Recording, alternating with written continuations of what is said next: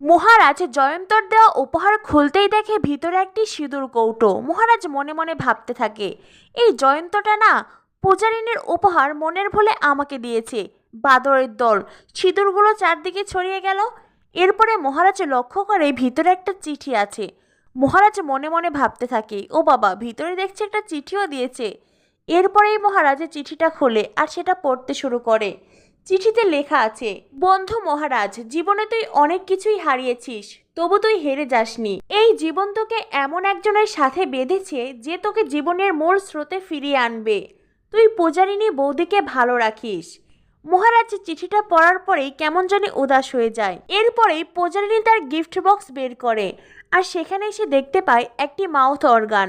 পূজা একটু অবাকই হয়, mouth organ. এরপরেই পূজা চিঠি বের করে আর সেই চিঠিতে লেখা আছে, প্রিয় বৌদি, আমাদের মহারাজের জীবনে আসার জন্য থ্যাংক ইউ। তোমাকে পেয়ে মহারাজ আবার ঘুরে দাঁড়াবে, এটা আমাদের বিশ্বাস।